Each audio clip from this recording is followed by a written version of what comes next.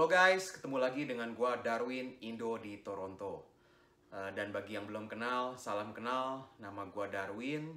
Gua adalah salah satu dari ribuan imigran yang telah pindah ke Kanada. Dan hari ini gua mau melanjutkan sharing gua mengenai overview jalur apply PR lewat jalur yang paling umum kalau dari Indonesia ya, namanya Federal Skill Worker. Nah, disclaimer dulu ya guys. Pertama, gue bukan immigration agent atau immigration lawyer. Gue melakukan hal ini berdasarkan apa yang menjadi pengalaman gue dulu dan juga berdasarkan research gue. Karena banyak teman-teman yang bertanya mengenai cara apply PR ke Kanada. Lalu yang kedua, gue tidak menawarkan lowongan pekerjaan. Lalu yang ketiga, jika misalkan gue melakukan kesalahan, tolong ditulis di komen. Bantu untuk perbaiki ya guys. Dan yang keempat, gue memberikan sharing ini berdasarkan peraturan yang masih berlaku per bulan Juli 2020. Nah, beberapa minggu yang lalu, gue udah jelaskan overview-nya secara garis besarnya ya, jalur untuk apply PR lewat Federal Skill Worker ini. Dalam steps yang pertama, ada dimension mengenai National Occupational Class. Nah, di sini kita ingin tahu apakah jenis pekerjaan kita ini bisa untuk apply PR atau enggak. Nah, mau tahu lebih dalam? Ikutin video ini ya. Tapi jangan lupa untuk subscribe, like, dan komen. Dan juga tekan tombol notifikasinya supaya gue tetap semangat ya guys. Dalam video sebelumnya, dalam step 1, saya informasikan bahwa pastikan pekerjaan kita berada dalam National Occupational Class atau NOC yang di-required oleh Government Kanada. Nah, hari ini saya akan coba jelaskan jenis-jenis pekerjaan apa saja yang diterima dalam program ini. Sedikit refresh ya. Ada 3 jenis pekerjaan yang bisa apply FSW, yaitu Skill Type 0 atau Managerial Skills. Lalu Professional Jobs atau Skill Level A. Dan yang ketiga Technical Jobs atau Skill Level B. Nah, saya mau ingatkan kembali, pekerjaannya harus konsisten, pengalaman kerjanya dalam satu NOC. Pengalaman kerja yang di-assess itu dalam 10 tahun terakhir sebelum apply. Pekerjaan yang digaji, bukan sukarela. Dan yang keempat ialah minimal 1 tahun penuh pekerjaannya, atau minimum 1.500 jam per tahun. Saya jelaskan sedikit bahwa NOC itu ada beberapa level sebenarnya.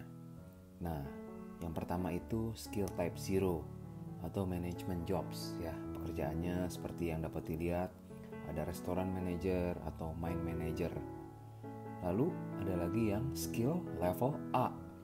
Nah, ini adalah pekerjaan yang berbau profesional, seperti contohnya dokter atau dentist atau arsitek, dan biasa membutuhkan requirement degree dari university.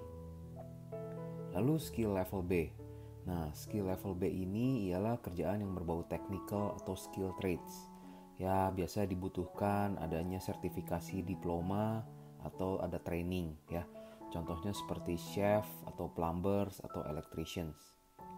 Lalu skill level C.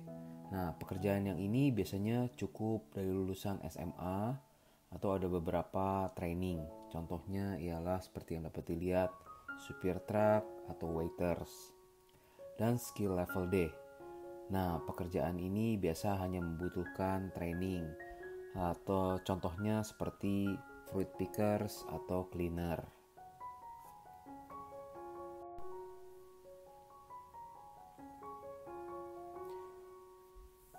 Oke, jika kalian mau cari tahu apakah pekerjaan kalian ini bisa untuk apply PR dengan jalur Federal Skill Worker ini atau tidak, bisa lihat website yang ada dalam slide saya ini. Jadi NOC itu terdiri dari 4 angka, di mana masing-masing angka ada artinya. Nah, yang perlu kita perhatikan itu sebenarnya 2 angka pertama saja, supaya tidak terlalu panjang lebar video ini dan bikin bingung. Angka pertama itu menjabarkan skill type. Nah, seperti yang sudah saya jelaskan, untuk yang pertama yang mereka mau apply lewat jalur pekerjaan manajerial, pastikan NOC Anda angka awalnya itu 0. Seperti dalam contoh video ini. Misal, saya ketik accounting manager. Maka pekerjaan ini terklasifikasi dalam NOC Financial Manager 0111.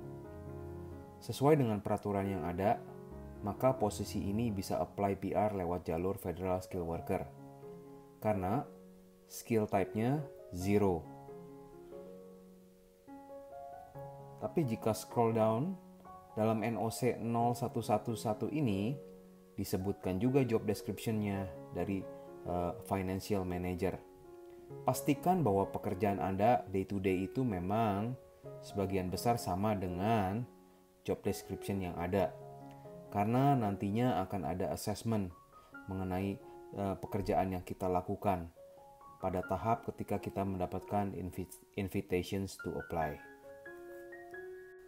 Lalu bagaimana dengan mereka yang ingin apply tapi bukan managerial jobs, tapi professional jobs dan technical jobs?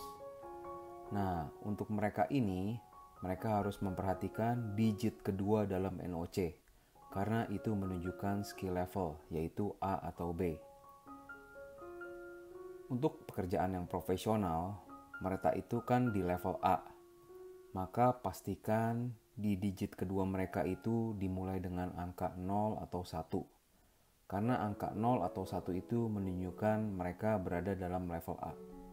Secara umum, level A ini biasa membutuhkan pendidikan minimum sarjana dan juga bisa master ataupun gelar doktor. Lalu, bagi mereka yang bekerja dalam level B atau technical, maka mereka harus pastikan digit kedua NOC mereka itu angkanya 2 atau 3. Karena angka 2 atau 3 itu menunjukkan mereka berada dalam level B. Pekerjaan di level ini biasanya bagi mereka yang lulusan diploma. Oke, saya akan kasih contoh pekerjaan yang di level A ya. Misalkan, Anda pekerjaannya seorang arsitek. Maka ketika Anda ketik arsitek dan klik search, akan muncul angka 2151. Perlu diperhatikan digit kedua. Di situ angka kedua ialah 1. Maka profesi ini masuk dalam required NOC. Kenapa? Karena tadi yang sudah saya jelaskan, angka 0 atau 1 itu masuk dalam skill level A. Tetapi kembali pastikan bahwa pekerjaan Anda sehari-hari memang masuk dalam klasifikasi job descriptions yang ada di sini.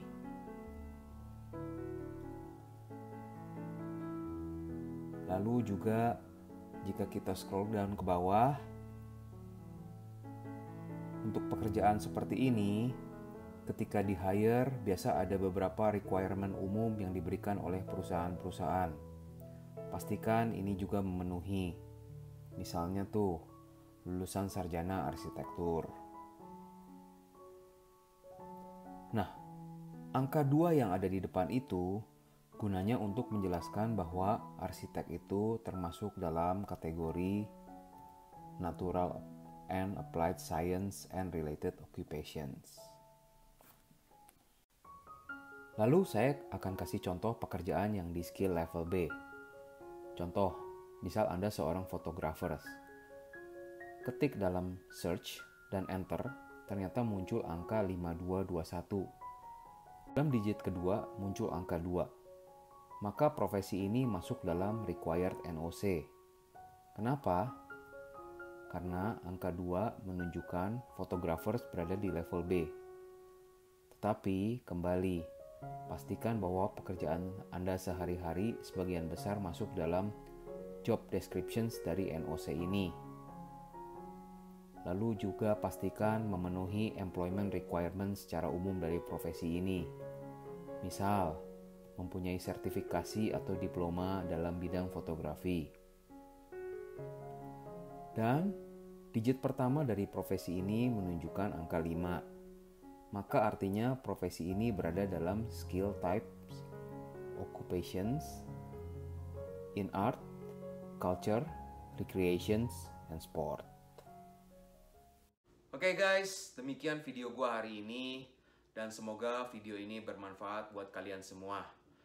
Please subscribe, like, dan komen, dan tekan tombol notifikasinya. Dan juga bantu tolong sebarkan kepada teman-teman lain, siapa tahu mereka membutuhkan informasi mengenai apply PR ke Kanada. Oke, sampai jumpa di video berikutnya. Bye!